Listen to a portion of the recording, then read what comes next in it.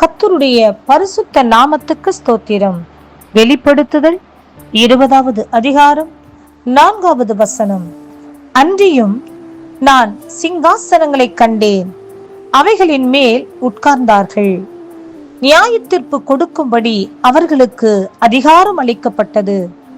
இயேசுவை பற்றிய சாட்சி நிமித்தமும் தேவனுடைய வசனத்து நிமித்தமும் சிறைச்சேதம் பண்ணப்பட்டவர்களுடைய ஆத்துமாக்களையும் மிருகத்தையாவது அதன் சொரூபத்தையாவது வணங்காமலும் தங்கள் நெற்றியிலும் தங்கள் கையிலும் அதன் முத்திரையை தரித்துக் கொள்ளாமலும் இருந்தவர்களையும் கண்டேன். அவர்கள் உயிர்த்து கிறிஸ்துவுடனே கூட 1000 வருஷம் அரசாண்டார்கள். பிரியமானவர்களே, இயேசுவை பற்றிய சாட்சி நிமித்தமும் தேவனுடைய வசனத்து நிமித்தமும் உபத்திரப்பட்டவர்கள் மிருகத்தையாவது அதன் சொரூபத்தையாவது வணங்காமல் இருந்தவர்கள், தங்கள் நெற்றியிலும் தங்கள் கையிலும் அதன் முத்திரையை தரித்துக் கொள்ளாமல் இருந்தவர்கள்.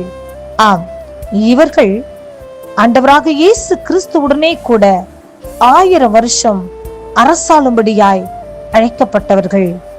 ஆம் பிரியமானவர்களே, தேவன் என்னை விடுவித்தாலும் விடுவிக்காமல் போகாவிட்டாலும் இந்த பாகாலின் தேவனுக்கு முன்பதாக தடை வணங்க மாட்டோம் என்று தீர்மானித்திருந்த சாத்ராக், மேஷாக், ஆபேத்நேகோ போல இந்த நாட்களில் அநேகருடைய வாழ்க்கையிலே பலவிதமான உபத்திரவங்களின் வழியாய், துக்கத்தின் வழியாய், சோதனைகளின் வழியாய், போராட்டத்தின் வழியாய் நீங்கள் கடந்து செல்லலாம்.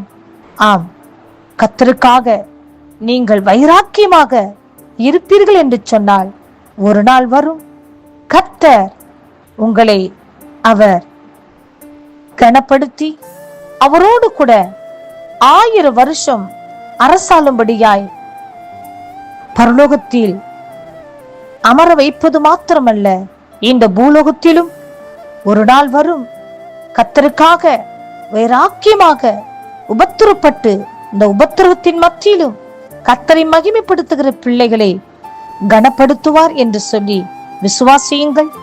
பரலோக ராஜ்யத்திற்கு பங்காளிகளாக மாறுங்கள். கர்த்தர் இந்த வார்த்தையை ஆசீர்வதிப்பாராக. ஆமென்.